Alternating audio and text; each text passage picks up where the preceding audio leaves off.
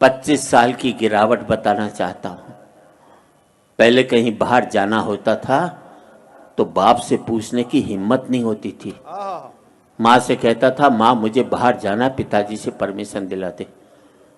माँ परमिशन दिलाती थी तो मैं बाहर जा पाता था। फिर मैं बाप की आज्ञा से बाहर जाने लगा। फिर मैं बाप को बता करके बाहर जाने लगा। फिर मैं बाप को बिगर बताए बाहर जाने लगा। और आज बाप की हिम्मत नहीं जो मुझसे पूछ ले बेटे तू कहाँ जा रहा है।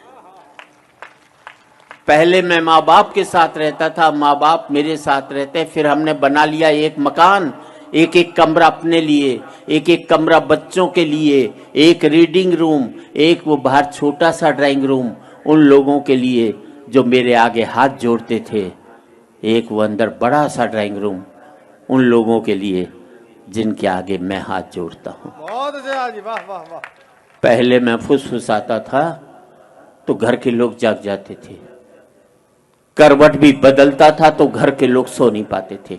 और अब जिन दरारों की वजह से दीवारें बनी थी उन दीवारों में भी दरारें पड़ गई।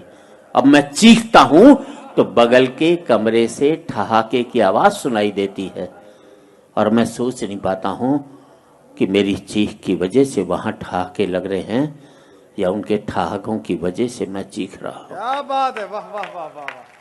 आदमी पहुंच गया चांद तक, बड़ी तरक्की की साहब। अनपढ़ थे तो सरदार पटेल को चुनते थे, पढ़े लिखे हो गए तो फूलन देवी को चुन करके भेजते। बहुत अच्छे, बहुत आदमी पहुंच गया चांद तक, बड़ी तरक्की की साहब। चांद को छूने में घमंड महसूस करते हैं और माँ बाप के पांव छूने में शर्म महसूस करते हैं। आदमी पहुंच गया चांद तक, पहुंचना चाहता है, मंगल तक खोजना चाहता है सूर्य के रहस्य, लेकिन नहीं पहुंचता भाई के दरवाजे तक। और आज इस समृद्धि की ऊंचाई पर बैठकर मैं सोचता हूं इसके लिए मैंने कितनी बड़ी खो दी ये खाइयां। क्या बात है, वाह। अंतिम पंक्तियां हैं, बात अच्छी लगे तो एक एक व्यक्ति की तालियां चाहूंगा। अब मुझे अपने बाप की बेटी से अपनी बेटी अच्छी लगने लगी है। बहुत अच्छे, वाह जी वाह।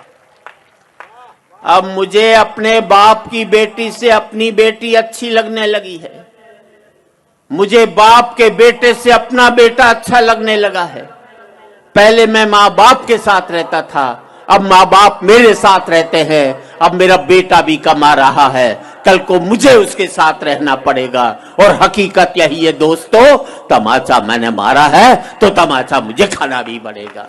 वाह वाह वाह वाह वाह वाह। आज इस पावन मंच से मैं इतना ही कहना चाहता हूं युवा पीढ़ी से, जिंदगी भर माँ बाप के साथ रहना ताकि आपके बच्चे जिंदगी भर आपके साथ रह सकें। क्या बात है, क्या बात है। हो सकता है नौकरी और व्यापार की वजह से आप शारीरिक रूप से साथ न रह पाए, पर जिंदगी भर मानसिक रूप से माँ बाप के साथ रहोगे बहुत अच्छा। तो आपके बच्चे भी जिंदगी भर आपके साथ रहेंगे।